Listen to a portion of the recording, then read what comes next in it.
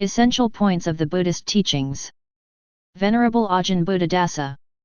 On the occasion of giving a special talk, I feel I should deal with those important subjects that most adequately sum up the principles of Dhamma, ultimate truth. The truth of nature, the duty of all that lives, the teachings of the Buddha. So I have resolved to speak on the essential points of the Buddhist teachings in a hope that a grasp of them will greatly facilitate a wide-ranging advance on your studies. If these points are not grasped, it will be confusing. You will feel that there are a great number of things to be known and that they keep increasing until there are too many to understand and practice. This is the root cause of failure, for it results in discouragement and an interest that becomes more and more unfocused and imprecise. In the end, it's as if one is carrying around a great load of knowledge without being capable of studying or practicing so as to make use of it. So please set your mind on some revision, in order to grasp the essential points of the Buddhist teachings, so as to realize the knowledge that is the foundation for a correct understanding of Dhamma. I emphasize that it is the foundation, because there is knowledge that is not a foundation, just as there is incorrect understanding.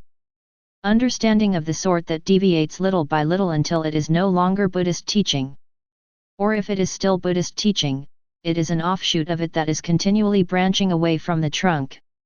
To call something the foundation of the Buddhist teachings is only correct if, firstly, it is a principle which aims at the extinction of dukkha, the suffering, unsatisfactoriness or imperfection of every experience or state clung to as being I or mine, and secondly, it has a logic that one can see for oneself without having to believe others. These are the most important constituents of a foundation. The Buddha refused to have any dealings with those things which don't lead to the extinction of dukkha. Take the question of whether or not there is rebirth. What is reborn? How is it reborn? What is its kammic inheritance? Kamma is volitional action by means of body, speech, or mind. These questions are not aimed at the extinction of dukkha. That being so, they are not Buddhist teaching and they are not connected with it. They do not lie in the sphere of Buddhism. Also, one who asks about such matters has no choice but to indiscriminately believe the answer he is given. Because the one who answers is not going to be able to produce any proofs, he's just going to speak according to his memory and feeling. The listener can't see for himself and so has to blindly believe the other's words. Little by little the matter strays from Dhamma until it's something else altogether, unconnected with the extinction of dukkha. Now, if one doesn't raise those sort of problems, one can ask instead, is there dukkha, and how can dukkha be extinguished? To these questions the Buddha agreed to answer, and the listener can see the truth of every word of his answer without having to blindly believe them, see more and more clearly until he understands. And if one understands to the extent of being able to extinguish dukkha, then that is the ultimate understanding. One knows that, even at this moment, there is no person living. One sees without a doubt that there is no self or anything belonging to a self. There is just a feeling of I and mine arising due to the foolishness whereby one is deluded by the beguiling nature of sense experience. Therefore, there being no one born here, there is no one who dies and is reborn. So, the whole question of rebirth is utterly foolish and nothing to do with Buddhism at all. The Buddhist teachings aim to inform us that there is no self and nothing belonging to a self, there is only the false understanding of the ignorant mind. There is merely body and mind, which are nothing but natural processes. They function like a mechanism that can process and transform data. If they do so by the wrong method, it gives rise to foolishness and delusion, so that one feels that there is a self and things which belong to a self. If they do so by the correct method, those feelings do not arise. There is the primal truth discerning awareness, satipana, the fundamental true knowing and clear seeing that there is no self and nothing belonging to a self. The matter of I and mine is the single essential point of the Buddhist teachings. It is the one thing which must be completely purged. It follows that here lies the knowing, understanding, and practice of all the Buddhist teachings without exception. So please pay full attention. In regards to the foundations or root principles of Dhamma, there aren't a great deal. The Buddha said that there was a single handful. A sutta in the Samyutta Nikaya makes this clear. While walking through the forest, the Buddha picked up a handful of fallen leaves and asked the monks who were present, which was the greater amount, the leaves in his hand or all the leaf in the forest. They all said that the leaves in the forest were much more, so much that it was beyond comparison. Even now, try to imagine the scene and see the truth of this, how much more they are. The Buddha then said that, similarly, those things which he had realized and which he knew were a great amount, equal to all the leaves in the forest, but that which was necessary to know, those things which should be taught and practiced, were equal to the number of leaves in his hand. So from this it can be taken that, compared to all the myriad things that are to be found in the world, the root principles to be practiced to completely extinguish dukkha amount to a single handful. We should appreciate that this single handful is not a huge amount. It's not something beyond our capabilities to reach and understand. This is the first important point that we must grasp if we want to lay the foundations for a correct understanding of the Buddhist teachings. Here we reach the phrase, the Buddhist teachings. Please understand the phrase correctly. These days, that which is labeled as the Buddhist teachings is a very nebulous thing, that is to say it is extensive without much definition. In the Buddha's time, a different word was used, the word Dhamma. It referred specifically to the Dhamma which extinguishes dukkha. The Dhamma of the Buddha was called Samamagottama's Dhamma. If it was the Dhamma of another sect, say that of Niganthaneta Buddha, contemporary of the Buddha and founder of the Jain religion, it would be called Niganthaneta Buddha's Dhamma. One who liked a particular Dhamma would try to study it until he understood it and then practiced accordingly. It was called Dhamma and that is what it was, real pure Dhamma without any of the numerous things which have come to be associated with it in later times. Now we call those appendages Buddhist teachings. Due to our carelessness, the Buddhist teachings have become so nebulous that they include within them many things foreign to them. The real Buddhist teachings alone are already abundant, as many as all the leaves in the forest, but that which has to be studied and practiced is merely a handful, and that's already plenty. But nowadays we go and include those things which are associated with the teachings, such as the history of the religion and an expanded psychology. Take Abhidhamma, the third of the three baskets of the Buddhist scriptures. Compiled after the Buddha's death, they are a complete analysis of mind and matter into their constituent parts. Some parts of it have become psychology, some parts philosophy. It's continually expanding to fulfill the requirement of those disciplines. And there are many more offshoots, so that things which are associated with the teachings have become exceedingly numerous. They have all been swept in together under one term, so that there have become to be a large number of Buddhist teachings. If we don't know how to take hold of the essential points, then it will seem that there's a great amount and we won't be able to choose between them. It will be like going into a shop selling a great variety of goods, and being completely at a loss what to take. So we will just follow our common sense, a bit of this, a bit of that, as we see fit. And mostly we will take those things which agree with defilements, kilesa, rather than let ourselves be guided by truth-discerning awareness. Spiritual life becomes a matter of rites and rituals, of making merit by rote or to ensure against some fear or other. There is no contact with the real Buddhist teachings.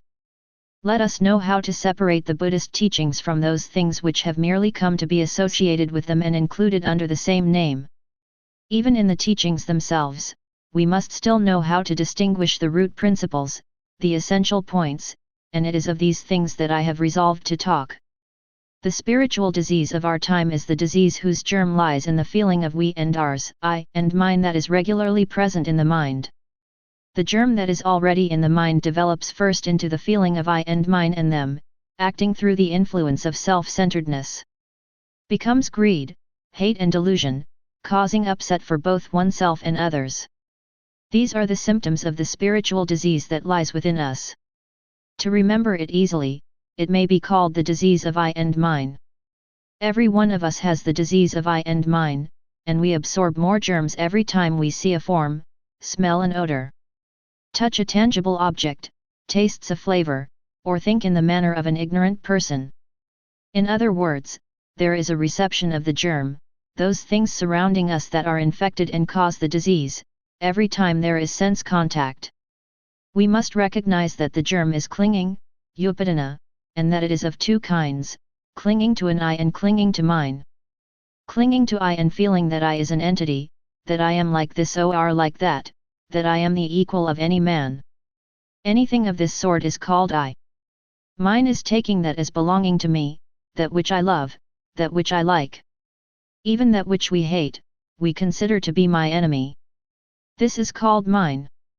In Pali, I is atta and mine is ataniya, or, if one uses the terms in the general use of Indian philosophy, ahamkara meaning to have the feeling of I, stemming from the word aham, I, and mamamakara, meaning to have the feeling of mine, stemming from the word mam, which means mine.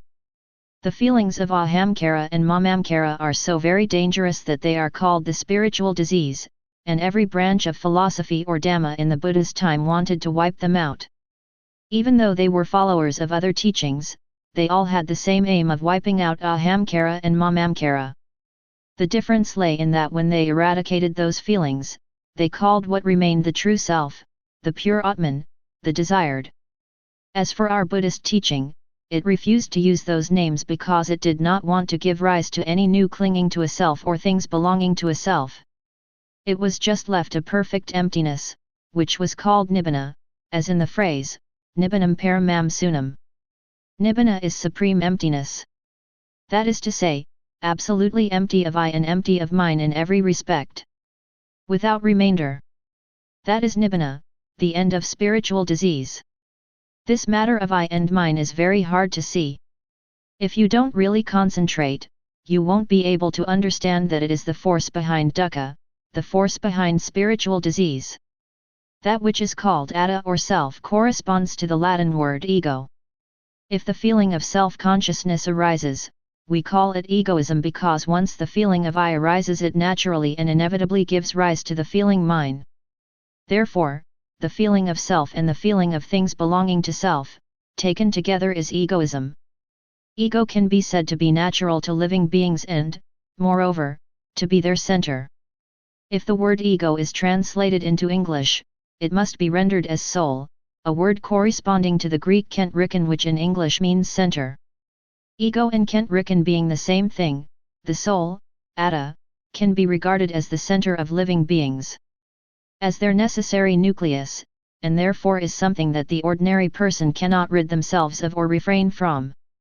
So it follows that all unenlightened people must experience this feeling of egoism arising continually.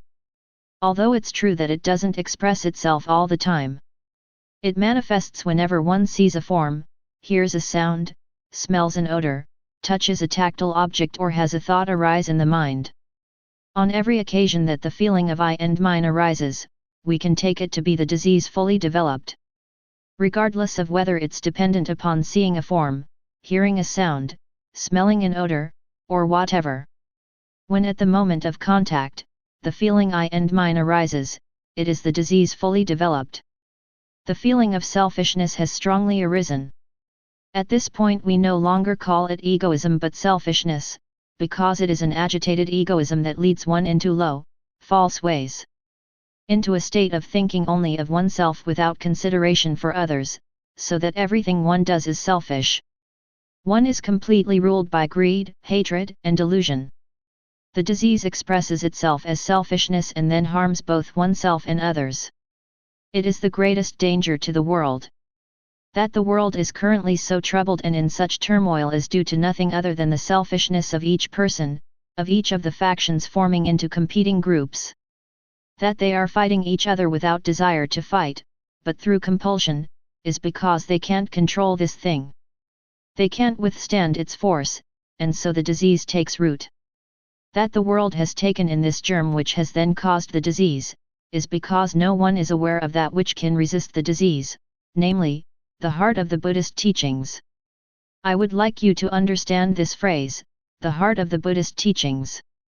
Whenever we ask what the heart of the Buddhist teachings is, there are so many contending replies that it's like a sea of mouths, everyone's got an answer. But whether they are correct or not is another matter, for people just answer according to what they have remembered or what they have worked out for themselves. Please, look and see for yourselves how it is these days. Who truly knows the heart of the Buddhist teachings? Who has truly reached it? Whenever we ask what the heart of the Buddhist teachings is, someone will probably say the Four Noble Truths, dukkha, its cause, its extinction, and the path leading to its extinction. Others will say anakamduksamanitta, impermanence, unsatisfactoriness, and selflessness. Other may recite the verse Sabba papasa akaranam Kusalasupasampada Sasita pariyodapanam Etam buddhasasanam, or refraining from doing evil, doing only good, and purifying the mind. That is the heart of the Buddhist teachings. That's correct, but only very slightly so, because it is still something repeated by rote. It's not something that has truly been seen for oneself. As to what is the heart of Buddhist teachings, I would like to suggest the short saying, nothing whatsoever should be clung to.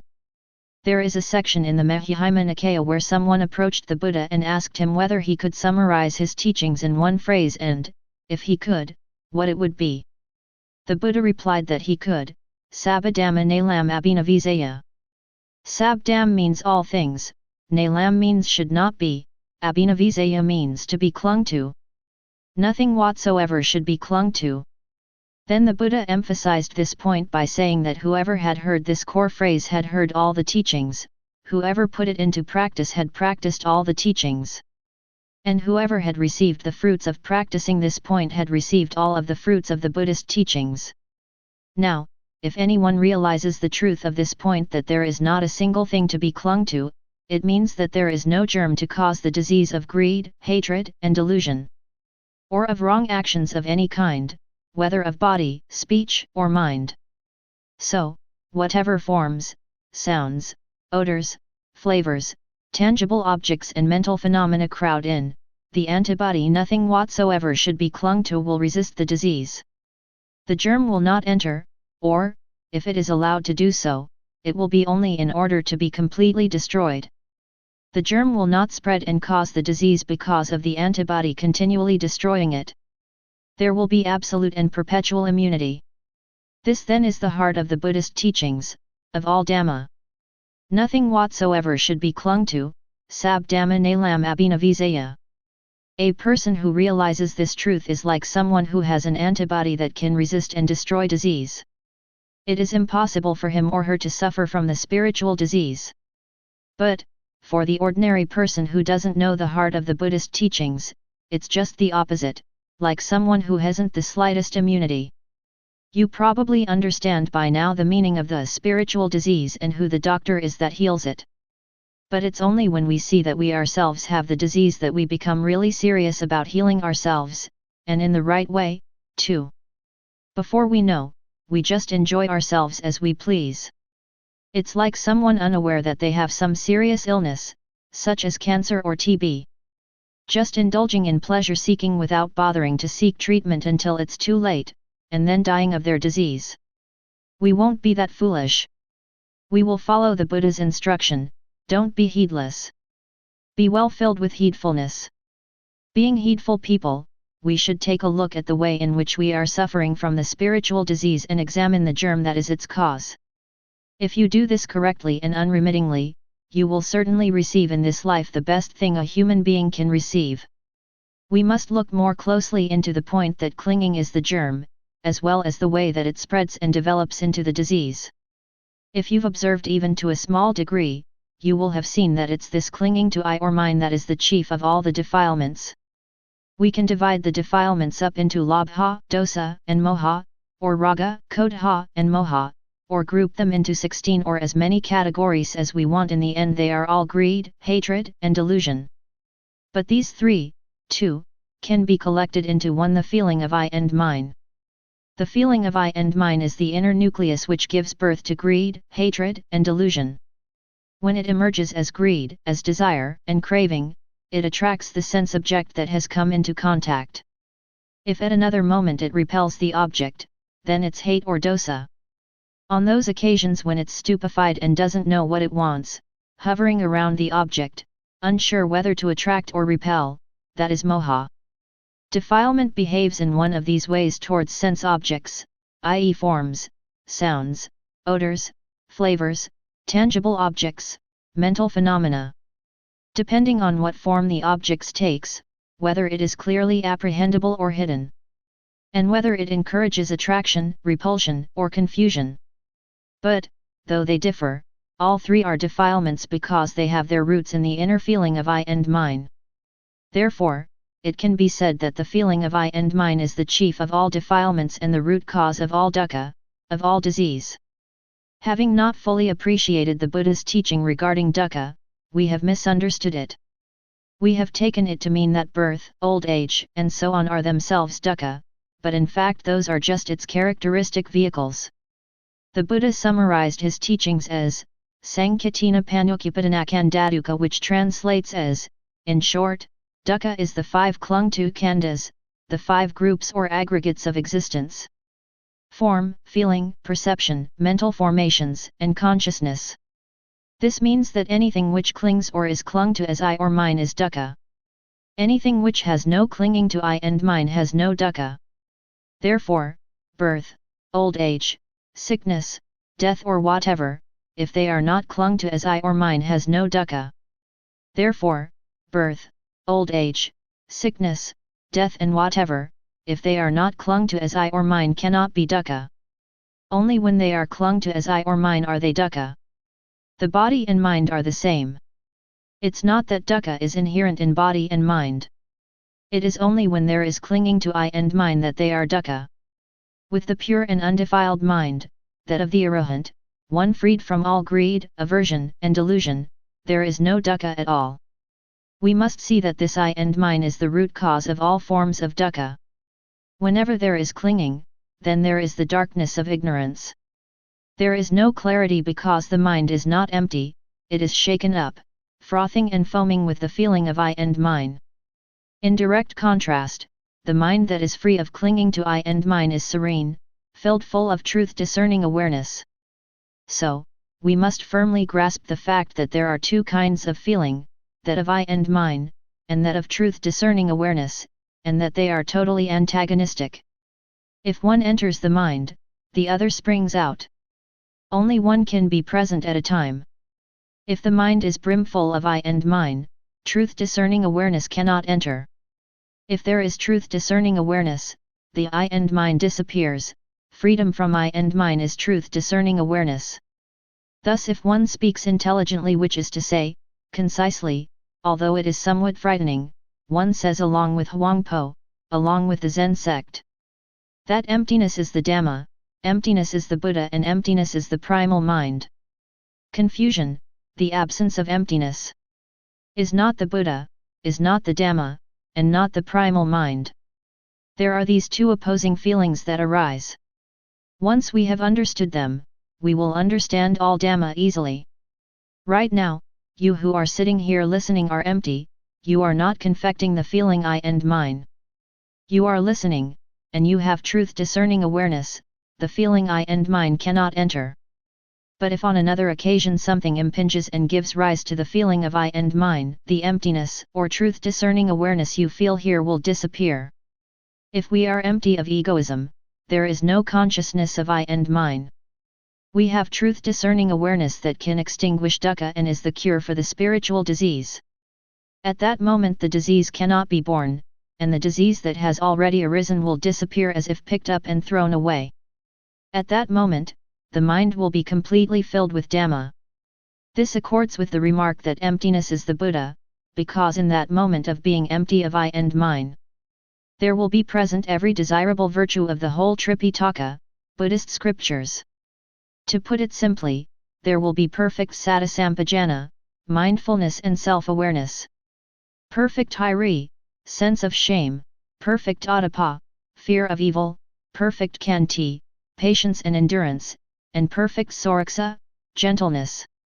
There will be perfect katanakataviti, gratitude, and perfect honesty right up to yathabhutananadasa, the knowledge and vision according to reality, that is the cause for the attainment of nibbana. I've come down to the basics, saying that there must be Satasampajana, Hiri, Adapa, Kenti, Soraksa, and Katanakatavadi, because these things are also Dhamma, they too can be a refuge for the world. Even Hiri and Otapa alone, the aversion and shame towards doing evil and the fear of doing evil, with just these the world would be tranquil with lasting peace. Every one of the many methods for wiping out the disease of I and mine works.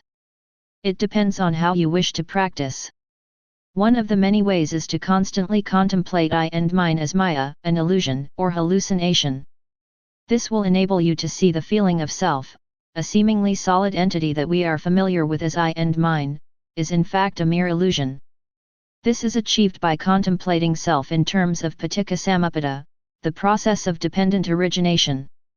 To explain the paticca samuppada theoretically or technically takes a long time. It could take 1 or 2 months for just this single matter, because in the field of theory it's been expounded more and more as a subject of psychology and philosophy, until it's reached a state of excessive complexity. But in the field of practice, the paticca samuppada is, as the Buddha said, just a handful. When there is contact with forms, sounds, odors, flavors, or whatever at one of the sense doors, that contact is called in Pali phasa. This phasa develops into Vedana, feeling. Vedana develops into Tanha, craving. Tanha develops into Upadana, clinging. Upadana develops into Bhava, becoming. Bhava develops into Jaitai, which is birth, and following on from birth there is the suffering of old age, sickness, and death, which are dukkha. Please see that as soon as there is contact with a sense object there is phasa, and that the subsequent development of phasa into Vedana, Tanha, and so on is called paticca samuppada, i.e. the process by which various things, existing in dependence on one thing, condition the arising of another thing, which in turn conditions the development of a further thing, and so on. This process or state is called paticca samuppada.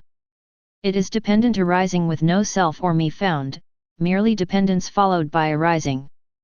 Phasa, contact, sense experience, the meeting and working together of inner sense media and outer sense media and sense consciousness, e.g. I and form and I consciousness. There are 6 kinds of phasa corresponding to the 6 senses. Vedana, feeling, sensation, the mental reaction to or coloring of sense experiences, phasa. There are 3 kinds of Vedana: pleasant, nice, agreeable feeling. Unpleasant, disagreeable, painful feeling, and neither painful or pleasant, indeterminate feeling. Vedana is not emotion. If Vedana arises through ignorance or lack or truth discerning awareness in the moment, it will condition craving as it then next arises.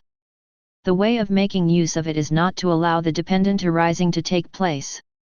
Cutting it off right at the moment of sense contact, not allowing the development of Vedana, not allowing feelings of satisfaction or dissatisfaction to arise. When there is no production of Vedana, then there is no birth of the craving and clinging, that is the I and mine. The I and mine lie right there at the birth of the craving and clinging. Illusion lies right there. If at the moment of sense contact, when there is nothing but phasa, it is stopped just there, there is no way for I and mine to arise in truth discerning awareness. Another method: for the average person, it is extremely difficult to prevent phasa from developing into Vedana. As soon as there is sense contact, the feelings of satisfaction or dissatisfaction always follow immediately. It doesn't stop at phasa because there has never been any training in Dhamma. But, when Vedana has already developed, when there are already feelings of satisfaction and dissatisfaction, stop it right there. Let feeling remain as merely feeling and let it pass away. Don't allow the reaction to go on and become tanha, wanting this and that in response to the satisfaction or dissatisfaction. Because, if there is satisfaction, then there will be desire, craving, indulgence, possessiveness, envy, etc. in consequence. Once there is dissatisfaction, then there is the desire to beat to death, to devastate, and kill. If there are these sorts of desires on the mind, it means that Vedana has already developed into tanha. If so, then you must suffer the spiritual disease of dukkha and nobody can help. All the gods together cannot help. The Buddha said that even he could not help. He has no power over the laws of nature, he is merely one who reveals them so that others can practice in accordance with them. If one practices wrongly, one must have dukkha. If one practices correctly, one has no dukkha. Thus it is said that if Vedana has developed into tanha, then nobody can help. As soon as any form of craving has arisen, then nobody can help, and there will inevitably be dukkha. In that turbulent wanting that arises in the mind, see how to distinguish the feeling of the desirer I, of the self that wants this or wants that, wants to do it like this or like that. Or who has acted in this way or that way, or has received the results of those actions. That one who desires is I, wanting things, it grasps them as mine in one way or another. As my status, my property, my victory, my ideas and opinions. And in all of those feelings the I is present. The feeling of I and mine is called upadana, and arises from tanha. Tanha develops into upadana. If the paticca samuppada has progressed as far as tanha and upadana, the germ that enters through the ear, eye, nose, tongue, or body has matured to the extent that it can express itself as the symptoms of the disease. Because upadana is followed by bhava. Bhava means having and being. The having and being of what? The having and being of I and mine. Kamabhava is the action that conditions the arising of I and mine. If it is simply bhava, it means the condition of I and mine full-blown, the disease full-blown. In our practice we must stop it right at the point of preventing phasa from developing into Vedana, or if we fail there, by preventing Vedana from developing into tanha. After that, it's hopeless. We try to have Dhamma right there at the meeting of eye and forms, ear and sounds, of tongue and flavors, etc. By continually training in the point that nothing whatsoever should be clung to. With ordinary people, once phasa takes place, then Vedana arise followed by tanha, upadana, bhava, and jaitai. This is a path that is so well worn that it is extremely easy to follow. But we don't take that path. As soon as there is sense contact, we turn around and take the form of truth discerning awareness. We don't take the path of I and mine, or, even if we do follow it as far as Vedana, we will turn back there to the path of truth discerning awareness. We don't just float along with the stream of I and mine. In this way, there is never any dukkha. If we can do it well, and follow the correct method, perfectly, we can realize arahantship. If we wish to go by the Buddha's words, there is an easy principle that the Buddha taught to a disciple called bhaya. O bhaya, whenever you see a form, let there be just the seeing, whenever you hear a sound, let there be just the hearing. When you smell an odor, let there be just the smelling, when you taste a flavor, let there be just the tasting. When you experience a physical sensation, let it merely be sensation, and when a thought arises, let it be just a natural phenomenon, feeling, arising in the mind. When it's like this, there will be no self, no I. When there is no self, there will be no moving about here and there, and no stopping anywhere. And that is the end of dukkha. That is nibbana. Whenever it's like that, then it is nibbana. If it is lasting, then it is lasting nibbana, if it is temporary, then it's temporary nibbana. In other words, it is just one principle.